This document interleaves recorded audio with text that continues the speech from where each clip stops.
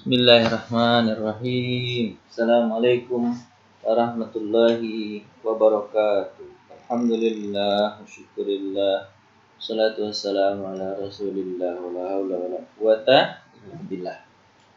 Baiklah, pada hari ini kita belajar kembali qawaid fikih, kaidah 25 sampai 32. Karena kaidah yang disepakati itu jumlahnya 40 dan yang tidak disepakati itu 20 dan yang lain-lain banyak lagi tambahannya. Baik, ini presentasinya dipresentasikan oleh 3, Muhammad Akbar, Muhammad Irfan, dan Novita Dewi.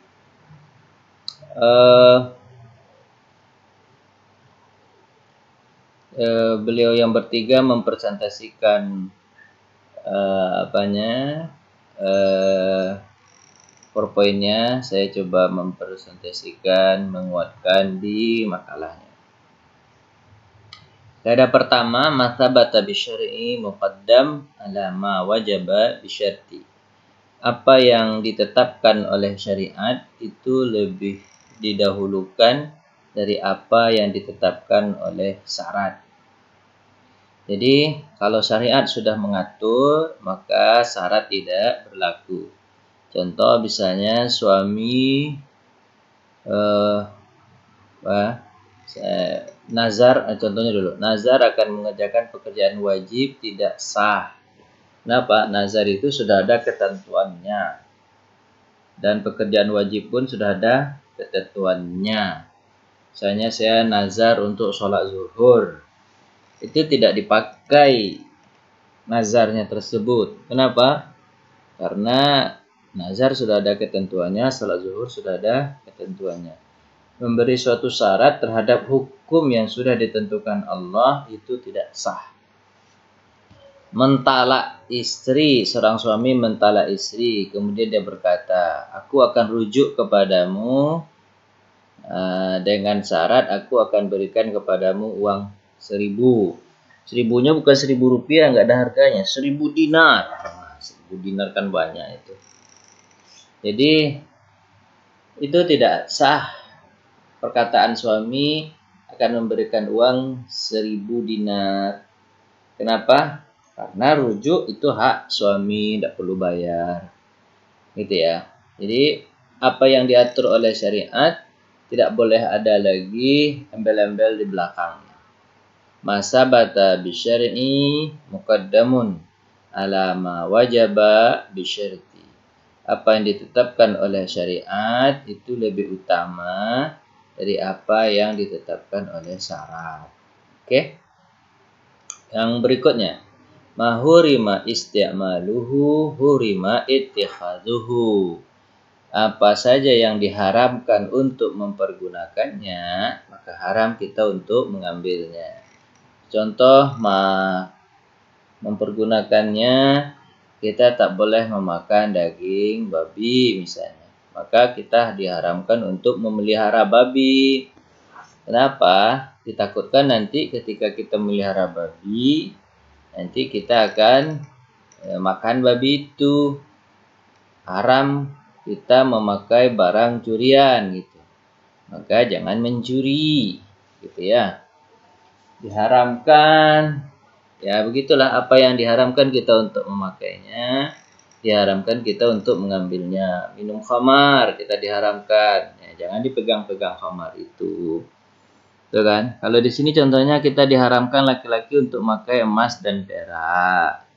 Ya, jangan dipegang-pegang emas tuh, biarin aja. Melihara anjing, buru babi, sutra, perhiasan bagi laki-laki. Yang dipegang-pegang. Kenapa? Karena nanti takut termotivasi untuknya.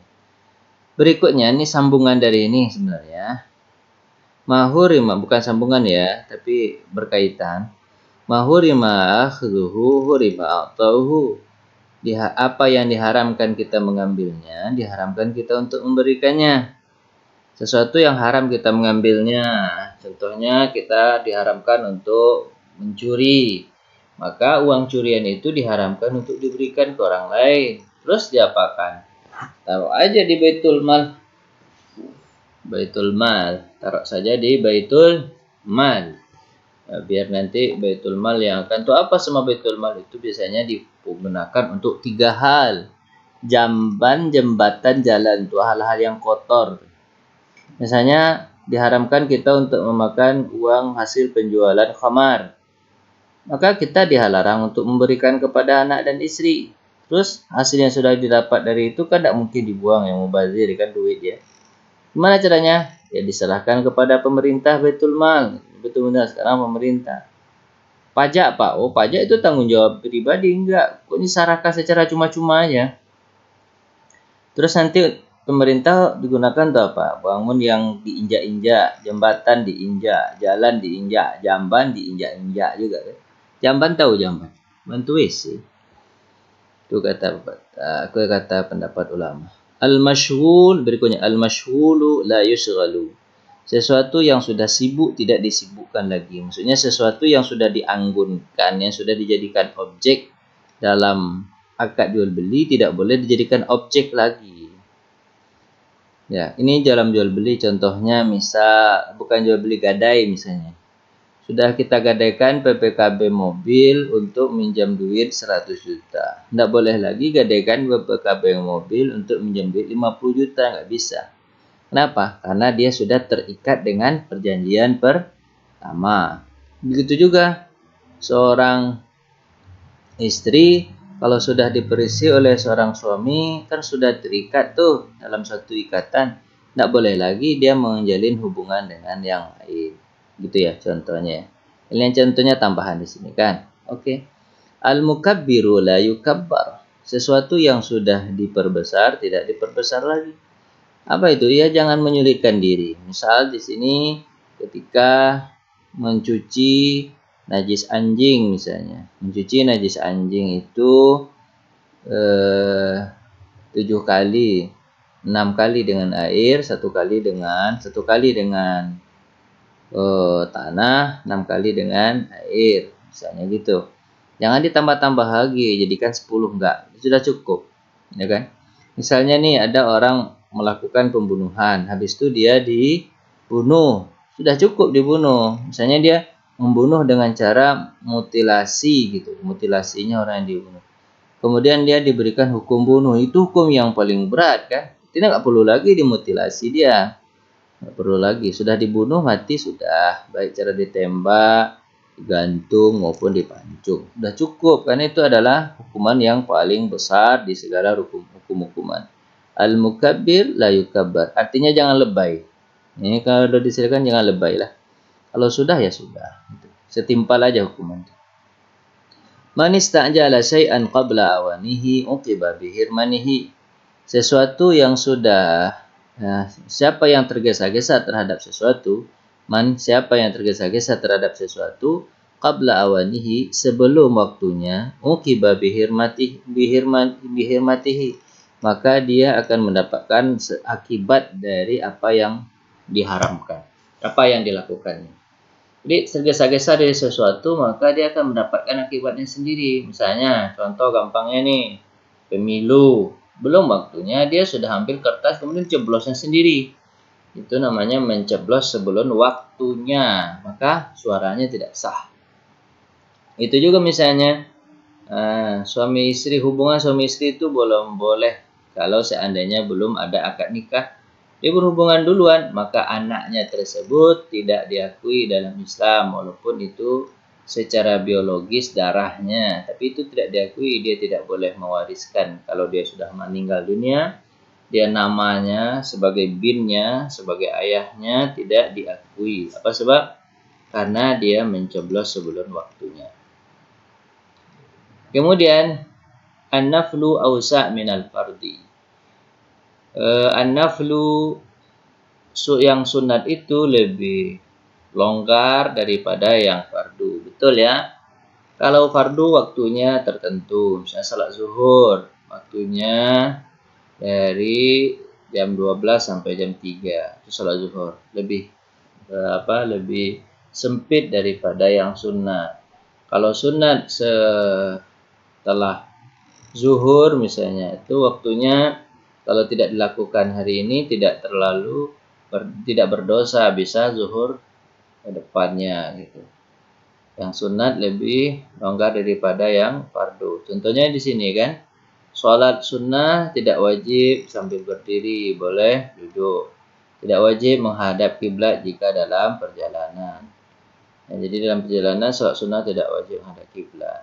Dan tidak wajib memperbarui ijtihad dengan kiblat kalau dalam sunat. Tapi kalau sholat wajib, wajib. Contohnya Nabi Muhammad itu ketika sholat zuhur datang ayat tentang perubahan kiblat ke Masjidil Haram, langsung Nabi berputar. Kalau sholat sunnah enggak. Tidak wajib mentabiyid atau memperbaharui niat di dalam puasa. Gitu. Ini berbeda dengan fardu karena semuanya itu wajib dikerjakan. Al-wilayatul khasah aqwa min wilayatul ammah. Kekuasaan khusus lebih kuat daripada kekuasaan umum. Ya, kepemilikan secara khusus itu lebih kuat daripada kepemilikan umum. Misalnya, kita punya sertifikat rumah, negara tidak boleh lagi mengakui rumah kita itu adalah milik negara. Apa sebab? Karena kekuasaan khusus itu lebih utama daripada kekuasaan umum. Hak pribadi itu lebih dijaga daripada hak umum gitu ya. Kalau memang terbukti bahwa dia punya sertifikat. Terima kasih atas perhatian. Itu saja yang bisa kita sampaikan. Nanti tambahannya dari sini contoh-contohnya. Seperti apa yang telah kita sampaikan dari awal. Jangan lupa like dan subscribe. Kemudian setelah itu jangan lupa ini kaidah ini dihafal ya. Karena tujuan dari pelajaran Qawaid Fikih ini adalah hafalan. Oke. Kaidah-kaidah itu dihafal, kemudian ditaruh di gadget. Terima kasih. Wassalamualaikum warahmatullahi wabarakatuh.